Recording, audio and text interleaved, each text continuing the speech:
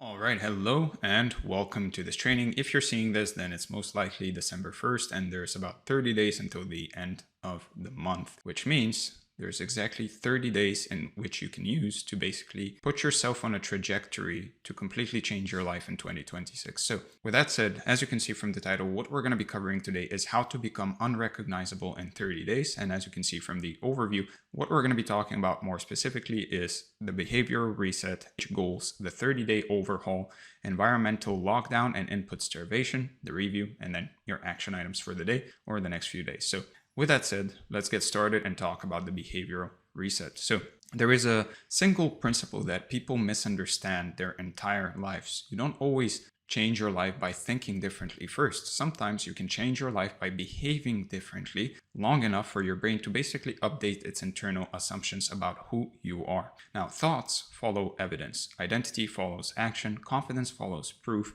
The person you believe yourself to be today is nothing more than a pattern of repeated behaviors that your brain got used to. So when the behaviors shift, the identity starts dissolving and a new one starts to take its place. Now, the nervous system changes when it gets repeated signals that the old version of you is no longer in charge. When your actions stop matching your previous patterns, the brain stops reinforcing them because they no longer serve a function. So physical actions send data to the brain, not just the other way around, which is why acting differently can actually force an internal recalibration. Over time, all these physical cues build a new emotional baseline, which then builds a new mental narrative or a new self-image or a new self-concept, whatever you want to call it, which eventually becomes how you see yourself. And this is why 30 days is such a powerful window. It's long enough to basically disrupt your old identity and your old identity loops, but short enough that your mind doesn't panic and self-sabotage.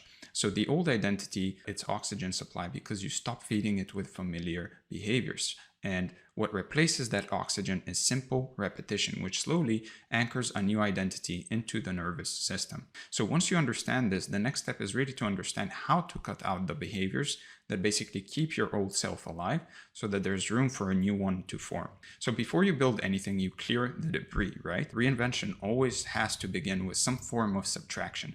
It removes the hidden anchors that quietly pull you backward. You're not adding discipline yet. You're not adding any new habits. You're simply removing what drains you, distracts you, or destabilizes you so that you can build from a clean slate, essentially. You can't expect momentum if your daily rituals and everything you do on a daily basis completely contradicts your goals for the next 30 days. So the first move is removing everything that keeps you tied to the identity that you're trying to outgrow. So you start by eliminating the habits that directly erode your capacity to execute. And these are the obvious culprits, but also they are usually the ones that you defend out of habit. So you need to completely cut out things such as alcohol, junk food, weird sleep patterns, late night dopamine binges, and repetitive scrolling. These are just the basics, and all of them drain your cognitive bandwidth more than you actually realize. So cutting, it just doesn't work unless you swap the void with something neutral. Otherwise, you'll just slip back into doing those things. So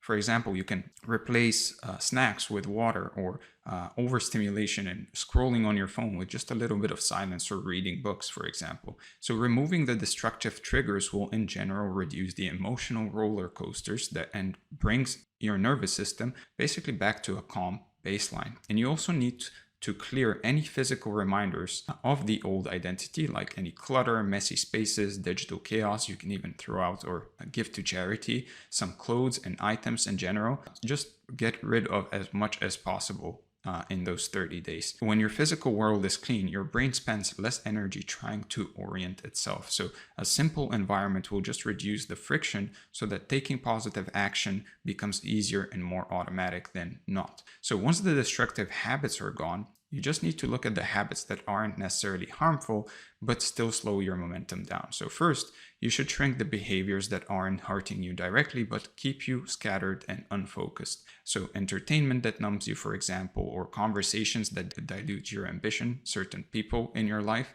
and If you want to learn more about this, you can see the previous video I made. And any activities that feel productive but aren't actually really moving you closer to anything meaningful, all of them need strict boundaries. So decide when and how much you consume, and you can set specific windows for consumption rather than allowing it to bleed into your productive hours. And try to make sure that you track how much time you actually spend on these things so that you can see where the real leaks are, and make sure your allocation serves your goals first before allowing space for low value activities. Now, by reducing, you'll be able to stop accidental self-sabotage through overstimulation. Also, try to reduce the number of micro decisions you make daily so that the brain doesn't burn out on nonsense. So for example, you can batch tasks or prepare routines in advance and cut any unnecessary choices. A streamlined day in general will free up mental energy for the habits you're about to build. Now, after removing and reducing, you finally created the space to introduce small shifts that actually support your goals.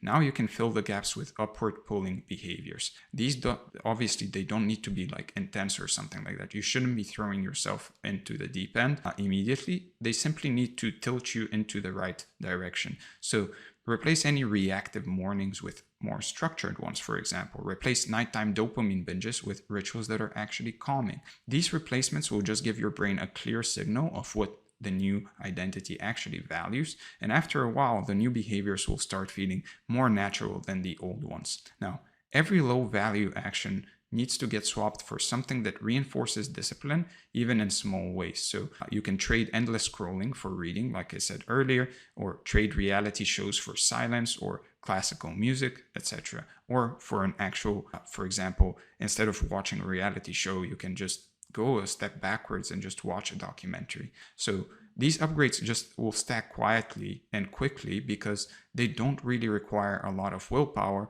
just awareness of what you're actually doing. Now, behavior is one of the most important aspects as to how identity is built. So your brain believes what you repeatedly demonstrate and do. So when you stop acting like the old you, your mind stops identifying with the old you. It's that simple. So identity becomes a trailing effect, not necessarily a starting point. Most people try to change who they are first and then behave accordingly, which obviously that can work. We do a lot of that with our private clients. But in these 30 days, you're basically trying to flip the whole thing. You're trying to do all of that work in a shorter amount of time. So in these 30 days, you need to flip that order. You behave differently while still feeling like your old self, and eventually the gap closes. So every action you take sends a signal to your brain about who you're becoming. When your actions contradict your old habits for long enough, the identity built on these habits collapses. And so once the identity begins shifting and changing, decision-making becomes a bit easier because you feel internally aligned. And as your identity adjusts, you'll feel uncomfortable basically doing the things the old way because they no longer really match who you are becoming or who you are in those 30 days. And you'll notice friction where there used to be comfort, and eventually the new behaviors will just feel natural and the old behaviors will feel more foreign. Now, once that identity starts shifting, the only thing that really locks it in is repetition and consistency. So the nervous system updates through frequency. You don't need some crazy monk-like discipline. You just need reliable follow-through. And when you perform the same behaviors repeatedly across consistent conditions, your brain basically rewires. So over time, you become someone who acts automatically in alignment with the identity you're actually building. So daily repetition will build familiarity, and familiarity will build stability. And the more you repeat a behavior, the less resistance your mind will generate. And what once felt like effort eventually becomes your baseline and starts to feel way more natural. And every day you stick to your behaviors, you vote for your future self. So completing the behaviors builds trust in your own reliability, and that trust will lead to belief, and that belief will lead to internal certainty. Now, consistency eventually shifts from something you're doing into something you just are. The behaviors stop requiring motivation, and the habits lock into your identity and basically operate in the background. Like I, for example, don't have to think about sitting here and writing every day because it's just something that happens regardless of whether I feel like it or not. So with the core reset in motion, the next move is giving all of this direction. So you're not just behaving differently, but actually aiming all that energy towards something that's meaningful and structured. So let's talk about ABTH goals. You need to lock in absolute clarity before you try to change anything, because your brain cannot follow a direction it cannot see. So you need to sit down and extract the actual truth of where your life stands right now without softening it or decorating it. Vague starting points always produce vague outcomes. So you should treat this like a diagnostic of your life. When you write the truth down without any filters, you basically immediately create leverage and you create pressure, because now you know where you are and you kind of know where you want to go. And that leverage will push you in ways that motivation never could. So this clarity becomes the anchor that guides every decision you make over the next 30 days. And the clearer it is, the faster you will move. So the ABTH framework is something that I talked about in a different video, but it's a clarity engine that basically gives you a fixed starting point, a defined target, a compressed timeline, and the exact habits that bridge the gap. So you should treat it like the blueprint that basically removes any confusion, removes any emotional guesswork, and forces you into structure that you can actually follow. And when you use ABTH properly, you'll know exactly where you stand, exactly who you're becoming, exactly how fast you need to move, and exactly what you'll be doing every day to make that identity shift real. So the framework gives your brain certainty, direction, and pressure, which is why it sits at the center of this entire process. So what ABTH stands for is actual, becoming, timeline, and habits. Now, actual refers to your current reality across your habits, your routines, your patterns, your numbers, and your behaviors in the four pillars of health, wealth, love, and self. This is your real starting point. Now, B stands for becoming, and this is the desired reality you're growing into. Here, you basically define the goal and what your habits and actions must align with. T stands for timeline. This is the fixed timeline in which you intend to accomplish the goal. And the timeline creates pressure and urgency and basically forces faster adaptation by giving your brain a clear deadline and no room for negotiation. So in this case, it's the 30-day container that we're talking about. And H stands for habits. Habits are the behaviors you install so that the transformation doesn't stay theoretical, but becomes visible and measurable. And these are the daily actions you will need to do to basically transform your actual into your becoming. Now, starting with actual, you need to document your real numbers, your real patterns, and your real tendencies. Your system needs hard data to operate with. So write down your habits and numbers as they currently are, even if you dislike the truth. This is really important. You should stop lying to yourself about where you are. And then you can, for example, list your weight, your meals, your sleep, your income, your work hours, your content consumption, your social habits. These reveal the real architecture of your life. And then pinpoint what drains you, what distracts you, what wastes time, and what keeps you looping in the same place basically and keeps you running in circles. These patterns must be disrupted. And then capture your default emotional responses, your default impulses, and your default excuses. The old identity hides inside these details. And then finally, you should tell the truth without sugarcoating it. This process will basically shatter the illusion that you have less to fix than you actually do. Radical honesty here will give you a baseline that removes any denial and forces responsibility. Once you see the truth clearly, you have no other choice but to basically change it. You will see the gap between your desired life and your actual actions, and the realization will hit you in a way that you cannot ignore. And if you accept that this starting point is simply information and you don't shame yourself, then you can use it for fuel. You can use it as fuel for change. So keep the language simple and blunt so your brain cannot twist your reality into something softer. So once the truth is on the table and the real you is no longer hiding in abstraction, you'll feel an immediate need to define who you must become to basically escape the version of yourself that you just exposed. And this is why it's so important to be completely honest here. The next step is becoming. Here you will define a version of yourself that you must embody for the next 30 days. And this is about identifying the immediate upgrade that will pull you out of your current patterns with urgency. So you need to create a 30-day version of yourself that is believable, practical, and powerful enough to pull your habits upward. And this will act as a blueprint and give shape to your actions. Write a clear description of how this 30-day version of you behaves, eats, trains, works, thinks, and responds to pressure. And obviously you can keep that version of you after those 30 days. So try to avoid any vague traits and write concrete behaviors. Describe how they wake up, how they initiate their day, how they end their nights, what they tolerate, and what they refuse to negotiate. And identify their posture, their tone, their presence, their energy, and their internal language. And try to make very clear how this version of you handles temptation, stress, and inconsistency. These are the exact moments that used to derail you. Then write down specific numbers for every goal you have for these 30 days. Numbers remove any ambiguity and create measurable targets that your brain can actually track. So every goal must have a number attached to it, whether it's weight, body fat percentage, income, work hours, or daily steps, whatever it is. Numbers give you clear feedback on whether you're actually moving forward or staying stuck. So try to record these numbers daily so you can see progress in real time and adjust when needed. So for example, if your goal is to save money, then first off, how much money do you need to save?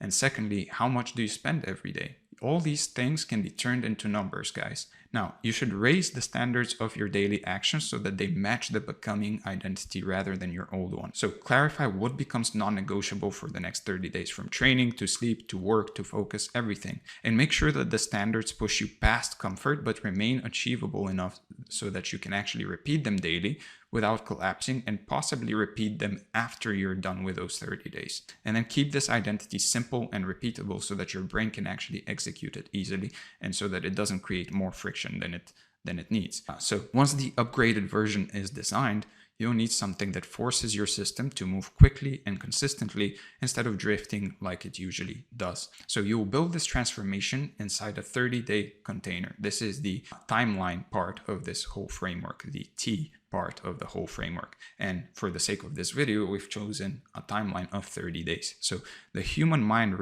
responds to urgency by increasing attention, tightening focus, and reducing procrastination. So time-bound constraints create intensity, and intensity creates consistency. So use the 30-day window like a psychological clamp that basically forces immediate action and movement. And try to choose a specific end date and treat it like an immovable checkpoint. This creates psychological pressure your brain cannot avoid. So pick the exact completion date and write it everywhere so it becomes part of your daily awareness, and tell yourself that every action from now forward basically answers to this date, and make this date the reference point for every decision so that you don't drift. You need to shrink the window of execution so that your system doesn't have room to negotiate. So decide quickly, act quickly, adjust quickly, and just keep moving. Use this pressure to eliminate any hesitation you might have. Hesitation is the gateway back to the old identity. Now, the next step is basically translating everything into actions and habits that repeat automatically.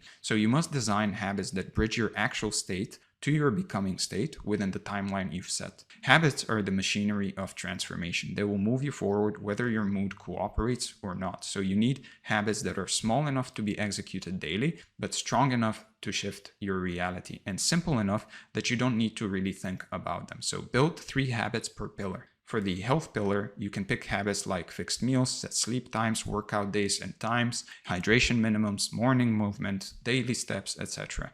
When your body starts feeling better, the rest of your habits will become way easier to maintain. Now, for the wealth pillar, you can choose habits like daily deep work blocks, revenue generating actions, outreach numbers, and performance tracking. Anything that relates to your wealth goals. So give yourself no choice but to produce, and when you see your numbers improve, your identity will begin shifting automatically. For the love and relationships pillar, you can select habits that reinforce presence, communication, and emotional grounding. So these behaviors will regulate your nervous system and stabilize your mood. And better emotional discipline here basically translates into better decisions everywhere else. Now, for the self aspect, you can build habits like journaling, prayer, reading, learning, reflection, recovery, etc. These keep you internally anchored no matter how demanding the next 30 days will become, and you will regain authority over your internal world instead of letting impulses run the show and being reactive to everything that happens. Finally, put these habits somewhere visible so that you cannot escape them.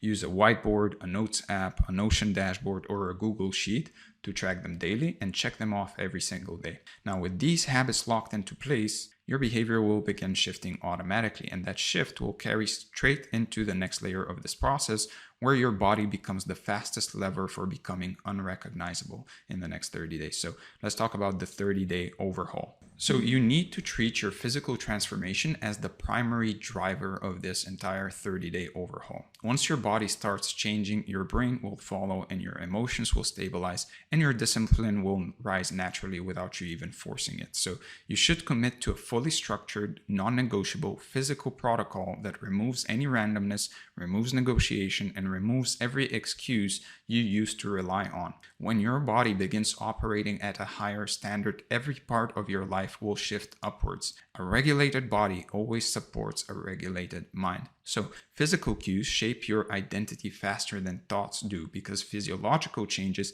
create internal evidence that you're becoming someone different. Every rep, every step, every clean meal, every morning will send a message to your brain that you're operating at a different level. Now, the brain updates its beliefs based on what it repeatedly sees you do, which makes visible physical improvement a powerful identity anchor. Once your body starts improving, you're going to feel a noticeable shift in energy, clarity, and emotional stability. And you should use your physical routine as leverage. When your body feels strong and stable, your discipline becomes easier to maintain. So a strong body pushes you towards better decisions, and willpower increases when your physiology is optimized. So your entire life will just elevate when your physical health becomes organized, intentional, and structured. Now, you must build your physical transformation around 4 pillars. These pillars will determine whether your body can sustain peak performance or not. The pillars are movement, nutrition, hydration, and sleep or recovery. And you need all 4 working together because each one supports the others. When one collapses, the others start failing as well. So the first part here is movement. You should move every day. Your body adapts through repetition, not occasional bursts of intensity. So try to aim for 8 to 12,000 steps each day. Just walking and having that steady movement will improve your mood, reduce your cravings, and stabilize your nervous system in general. And break the steps down into small chunks so it feels easy to hit your daily target. And you can pair walking with activities like sales calls or podcasts or reflection to reinforce the habit. Now, you need 2 to 5 strength training sessions weekly. So follow simple routines like push-pull legs or a full body routine so you can always know what to do and you don't have to really think about it once you get into the gym, and increase weights gradually over time. Also, try to insert small physical resets throughout the day to basically stay loose, energized, and sharp. You can use 1-minute posture checks or shoulder rolls during long periods of sitting, but just anything to keep you moving throughout the day. Use a few deep breaths every hour as well to just re-energize your brain. Now, when it comes to nutrition, you need clean, structured meals. Your food choices directly influence your energy, mood, focus, and consistency. So always opt for nutrient-dense, single-ingredient whole foods if possible, and completely eliminate anything that's heavily processed. And repeat the same meals often so that your energy stays stable and your decision fatigue disappears. To do that, you can use meal templates so that your mind stays clear. You can easily create basically a 1-week meal plan with your favorite meals and just keep repeating it every single week. And believe me, you won't get tired of it because 7 meals over 7 days, you're basically cycling through them every week. I don't think you would necessarily get bored. And if you do, then create a 2-week meal plan and cycle that. And make sure you eat enough protein because protein stabilizes blood sugar, which keeps your mood sharp and steady. So make sure to increase your protein intake to support muscle recovery and reduce cravings as well. And again, try to eat clean foods. Processed garbage food only slows you down. It lowers your mood and keeps you trapped in addictive eating cycles. And there's a lot more to this, but we're not going to go too deep into it today. But try to go for nutrient-dense, clean, whole foods, and prioritize whole foods that keep you energized. Remove any foods that pull you into cycles of fatigue, impulsivity, and just addiction, in short. So the next step is hydration here. So hydration controls your energy levels, it controls your appetite, and it can control cognitive performance and discipline. So try to drink 2 to 3 liters of water daily so your body can function at its peak. And also, it's better to sip throughout the day instead of drinking a lot in random bursts. So another tip here is to add electrolytes during training or long demanding days, or just in general. Now, when it comes to sleep, you need obviously consistent sleep. Recovery is the key to sustaining high performance. So try to keep a stable sleep schedule. Wake up and go to bed at the same time every day if possible. or at least as close as possible to the same time every day, and sleep in a cold, dark room with weighted blankets if you can. And before going to bed, use a simple wind down routine to help your body transition into rest. Dim your lights, or at the very least, turn off any overhead lighting and any screens, at least like an hour before bed, and use stretching, deep breathing, or some kind of meditation before bed to release any tension from the day. Journaling here will also help you to remove any of those ruminating thoughts that you might have as you're going to bed. Now, once these pillars are set, you need daily rituals that keep your body locked into a high performance rhythm. So the best way to do this is to install morning, midday, and evening protocols for yourself. Now, what they do is they basically turn your physical habits into automatic patterns that don't rely on motivation, and you can write them down somewhere and just basically follow them every single day. So in the morning, I would recommend to start with some kind of physical activation ritual. Your mornings will determine how the rest of your day unfolds. So drink water immediately to wake your system up, and then use a 5-minute movement sequence to fully wake your body up. This could be, stretching. It could be a bunch of push-ups. It could be just a quick run. It could be walking outside. Movement increases blood flow and pushes you out of grogginess. So even just a quick stretch or a walk can improve your day dramatically. In the morning, you can also review your targets so that your day begins with direction, and this will keep your priorities top of mind. It will also allow you to start the day with agency instead of reactivity. Now, in the afternoons, that's where most people lose discipline. So it's the perfect moment to reset and just maintain your momentum. So take a short walk to refresh your brain and energy. Walking clears any mental fog you might have. It increases blood flow and it helps you regain focus. It also allows you to obviously hit those daily step targets. So even just 5 to 10 minutes of intentional movement will lift your mood, reset your nervous system, and give you the clarity you need to maintain momentum through the second half of your day. Make sure you eat a clean, protein-heavy meal if you eat lunch. Keep your meals predictable and structured like we talked about so that you can avoid decision fatigue, and prioritize whole, single-ingredient foods that sustain your focus and stabilize your blood sugar throughout the rest of your day. Finally, use a 1-minute breathing break to basically regulate your nervous system and bring yourself back to center. Deep breathing resets stress by activating your parasympathetic nervous system, which calms your body and mind. Now, in the evening, when evening comes around, this is your chance to really prioritize recovery and make sure your body gets what it needs to perform again tomorrow by using evening rituals intentionally.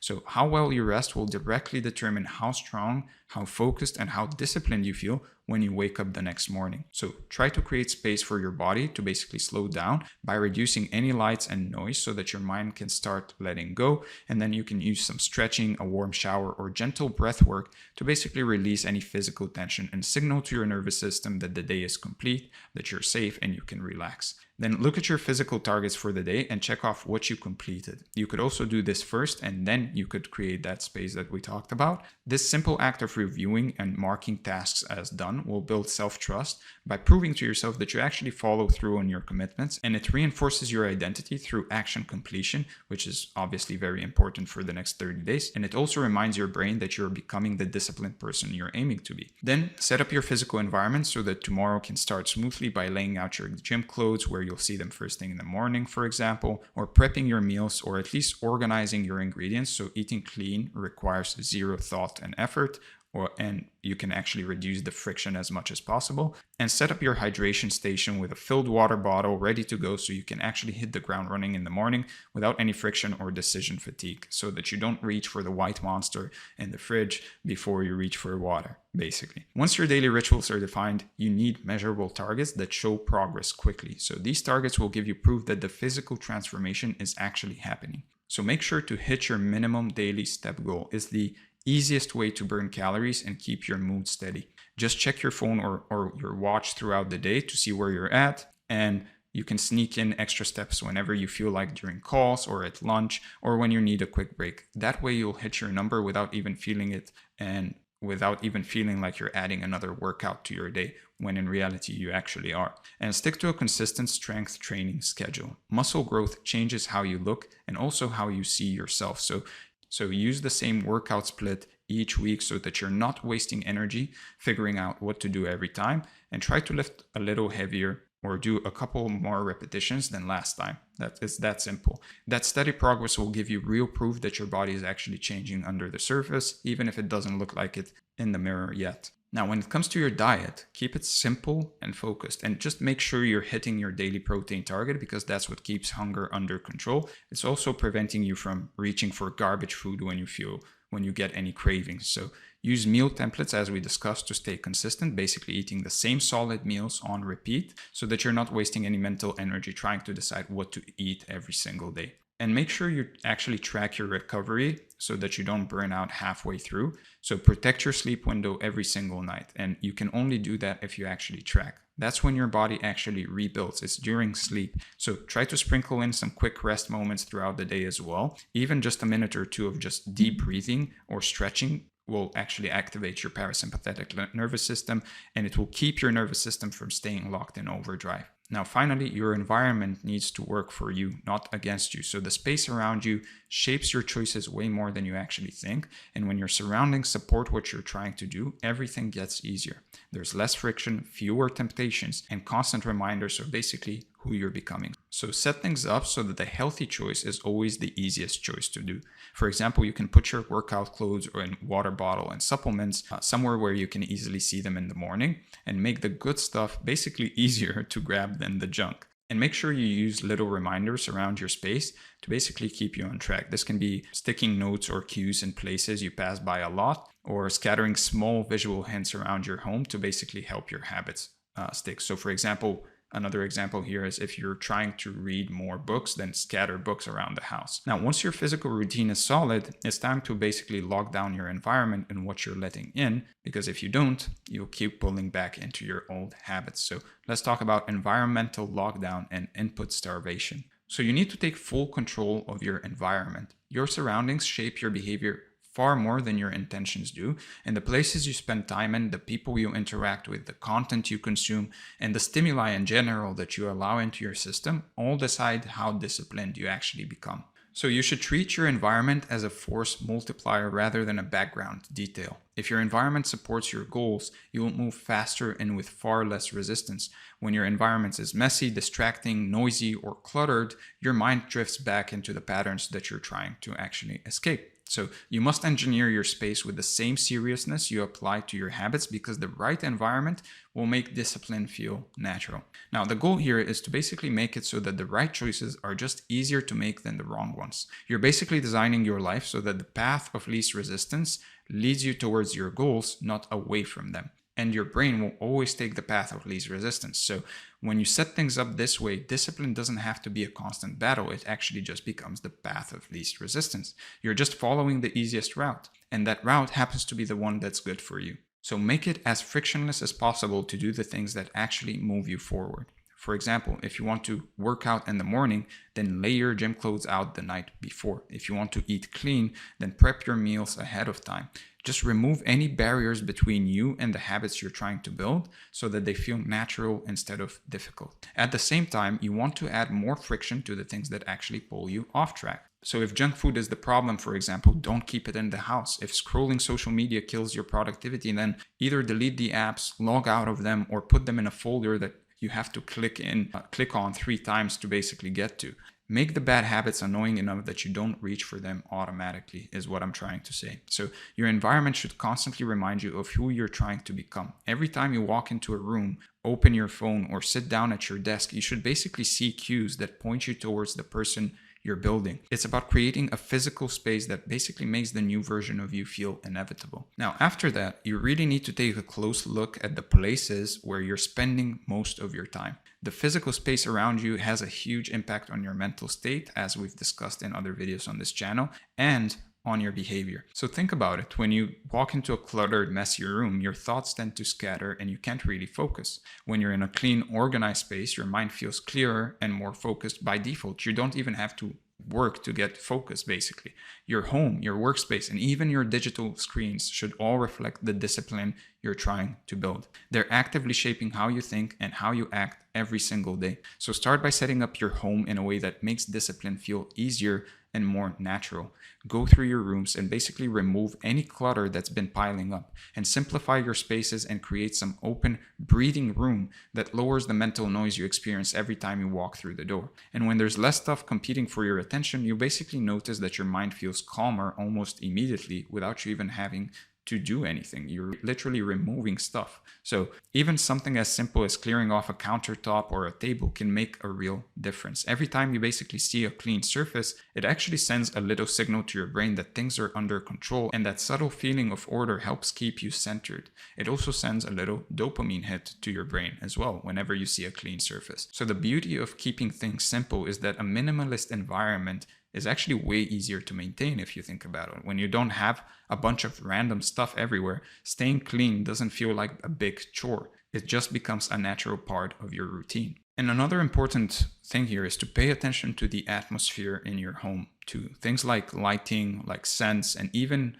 sound levels of TV or radios, etc., or of the outside world can actually have a surprisingly strong influence on how you feel throughout the day. Now, during the daytime, try to keep your space bright and, if possible, keep it as quiet as you can. Natural or bright artificial light can actually energize you, sharpen your focus, and help you feel more alert and basically ready to tackle whatever's in front of you. Then in the evening, try to switch to warmer, softer lighting. This will help signal to your body that it's time to start winding down, and it makes it easier for your nervous system to relax and basically prepare for quality sleep. The next step here is your workspace. Your workspace deserves the same level of attention because this is where deep focus either happens or basically doesn't. So you want to structure it in a way that makes concentration feel like a natural default, not something that you have to fight for every time. So keep your desk as clean and as minimal as possible so that your attention naturally stays on the work right in front of you instead of wandering to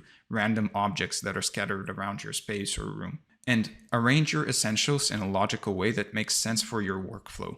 When everything has its place and you can find what you need without really thinking about it, you'll stop wasting precious mental energy trying to search for stuff. You'll be able to just find it. It will also not be in the back of your mind. And try to cut down on any visual clutter as much as you can. The fewer things there are that are basically competing for your eyes' attention, the less your mind will drift away from what you're actually trying to accomplish. And beyond just keeping things minimal, make sure your workspace is physically comfortable so that you can actually sustain focus for long periods of time without your body starting to basically ache or feel fatigued. So try to dial in your posture setup, your chair height, your monitor position, your desk arrangement. Everything can be optimized so that you can work for extended stretches without your back, neck, or shoulders hurting, which obviously will impede your focus. And create a space that you can genuinely feel good about entering every single day. Because at the end of the day, you're going to be spending 8, 10, 12 hours in this space working. So you might as well make it pretty nice. When your workspace feels inviting and supportive, you'll naturally want to show up and do the work because it's just nice to be there. So the next step here is your digital environment. Your devices like your phone, your computer, your TV, your tablet,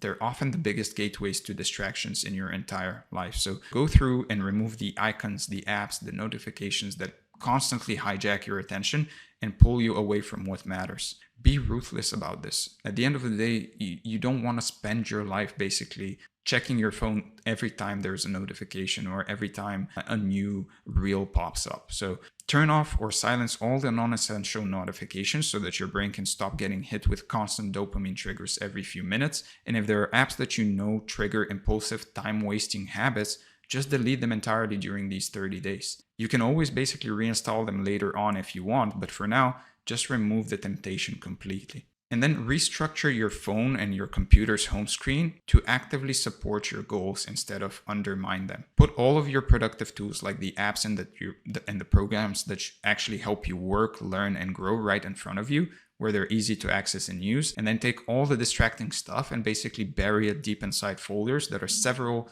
clicks away, and just make it annoying enough to access so that you won't reach for it automatically just out of habit anytime you feel bored. Now, once your physical and digital spaces are locked down, the next layer is really controlling what enters your mind. Let's talk about your inputs. So this is where you really need to starve out all that mental noise that's basically been keeping you overstimulated, scattered, and unable to focus on what actually matters. So the truth is, what you feed your mind over these 30 days is going to have a massive impact on how you think, how you feel, and how you act. So you've got to be ruthless about cutting out the low quality stimulation that's been clouding your judgment and stealing your clarity and focus so far. Now, when you clean up what's going into your brain, everything else starts to fall into place. So first, start by cutting your content consumption down to only what's truly essential. Most of what we consume every day is just noise that doesn't really move us forward at all. So set some real firm boundaries around those short form platforms that constantly fragment your attention and keep you jumping from one thing to the next without ever going deep on anything meaningful. And seriously consider removing the apps completely, or at least logging out for the full 30 days so that you're not really tempted to mindlessly scroll whenever you have a spare moment. And instead of filling your time with those quick dopamine hits, try to replace them with long form content that actually teaches you something valuable, like for example this channel, or even better, just embrace some silence and let your mind breathe. And try to curate the content you consume. Pick just one high quality content source that's directly aligned with where you're trying to go, and stick with it exclusively during this period. Just try to master everything that person is saying. This could be one mentor you really respect, one podcast that consistently delivers value, or one book series, or just one book in general that's a bit bigger, that's teaching you the skills and the mindsets you need right now. When you commit to following just one voice instead of bouncing around between dozens of different opinions, you drastically reduce the mental noise and the confusion you have, and you start to build real clarity and focus around that subject. So next is noise. You absolutely need to build in some real moments of silence throughout your day so that your nervous system can actually have a chance to calm down and regulate itself properly. So start by lowering or eliminating all that idle background noise that's constantly agitating your brain without you even realizing it. And what that means is turn off that random TV that's always on in the background, or that radio, and skip the chaotic playlist and just let yourself exist in a quieter environment for once. Give your mind permission to just be. You also don't necessarily need music to focus or to work. Just be in silence. Give your mind permission to just be, to just be there, without needing constant stimulation to fill every second of silence. And make it a point to intentionally build in some silent moments during your walks, while you're eating your meals, or during your breaks between tasks. I see a lot of people only taking walks while listening to a podcast, or only eating while watching YouTube or TV. Give your brain a moment to just enjoy what it's doing at the moment. You don't have to be distracting it all the time. Silence isn't empty or boring. It actually gives your brain the space it needs to process everything that's been happening, to integrate what you've learned, to reset itself. Once you start incorporating more silence into your day, you'll notice pretty quickly that you feel mentally lighter, you're more grounded, and you're way more centered than you felt in a long time. Now, when it comes to people, you really need to be intentional and selective about who gets access to your time, energy, and emotional bandwidth during this transformational period. So pay close attention to how different people in your life actually impact your mood, your energy levels, and the choices you make day to day. So if someone consistently brings tension, drama, confusion, or negativity into your life, it's okay to create some space and distance from them for now. Keep your circle intentionally tight during this 30-day period while you're building the new version of yourself, because you can't afford to have people pulling you back into your old patterns during those 30 days if you're planning on making a strong entry into 2026. Instead, try to spend your time with the people who genuinely reinforce discipline and support the changes you're actually making. Actively seek out relationships with people who challenge you and raise your standards, who hold you accountable, and who inspire you to keep pushing forward. Choose to surround yourself with people who celebrate your growth, who encourage your evolution, and who genuinely want to see you become the best version of yourself. Next, make sure to set up some solid boundaries that actually protect your attention. Without them, you're just basically going to keep leaking discipline through all of that constant stimulation that's coming at you from every direction. So when you put these boundaries in place properly, your days will naturally start to feel so much cleaner, calmer, and way easier to control without having to fight yourself constantly. So the first thing you need to do is silence absolutely everything that has the potential to disrupt your focus and pull you out of whatever you're doing. So make a commitment to keep your phone completely quiet during all your working hours so you're not constantly being interrupted by every little notification that comes through, and set things up so that only your truly essential contacts have the ability to actually reach you during your focus time, and let everything else wait until you're ready to deal with it. Now, you also need to actively reduce all that information overload that's been bombarding you nonstop. So put some real restrictions on how often you allow yourself to check the news, scroll through feeds, or respond to messages throughout the day so that you're not constantly feeding your brain more stuff to process. And whenever you catch yourself about to consume more content, make a conscious choice to take action instead. At the end of the day, that's what will actually move you forward during these 30 days rather than just filling your head with more information. And during these specific hours when you know you're most vulnerable to getting distracted and falling into old patterns, you should actively block access to those platforms that basically tend to pull you in. So don't just rely on willpower alone here. Actually use app blockers, focus modes, or whatever tools you need to basically create some friction between you and those apps and to support your discipline when it's hardest to maintain. So make it a habit to physically keep your phone completely out of reach when you're working on something important or when you're training, so that you're not even tempted to grab it reflexively. So once you've got these restrictions locked in and working for you, the last critical layer you need to tighten up is really your social environment. Because the reality is that the people around you are quietly but powerfully reinforcing who you're becoming every single day, whether you realize it or not. And if you want to learn more about this, then again, check my previous video on the subject. But your social life is an ecosystem that's actively influencing your identity and shaping your behavior patterns every single day. So during these 30 days especially, you absolutely must protect your energy fiercely and deliberately, and avoid putting yourself in environments or situations that encourage your old habits and pull you backwards. So the first step here is to be willing to take some real space from the people who consistently drain your discipline and make it harder for you to stick to your standards. Start paying attention to which specific people in your life tend to trigger those old patterns and behaviors that you're actively trying to leave behind, and make the tough but necessary decision to reduce your contact with those people until your new identity has had enough time to stabilize and basically become your default way of being. So instead of spreading yourself thin, intentionally surround yourself with the people who genuinely align with your standards and who naturally reinforce the person you're trying to become, and actively lean into the conversations and the relationships that consistently lift your mindset and challenge you to think bigger and act better. And focus your energy on building and deepening connections with people who actively support your discipline and who celebrate your growth rather than questioning it or trying to pull you back down like a crap. So now that you've got your physical environment dialed in, your inputs carefully controlled, and your social circle fully aligned with the person you're actively becoming, you're finally ready to basically close the loop to this entire transformation and bring all of these different pieces together for the next 30 days by basically taking action. With that being said, let's go over the review and your action items for the day or the next few days. So we talked about the behavioral reset. We talked about ABTH goals. We talked about the 30-day overhaul, environmental lockdown, and input starvation. We're at the review right now. And finally, your action items for the day or the next few days. First, write out your full ABTH map for all 4 pillars and keep it somewhere you'll see constantly so you begin the next 30 days with direction. Clean your environment, purge your inputs, and set up your physical protocols so your behaviors become easier to follow. And finally, follow your habits for the next 24 hours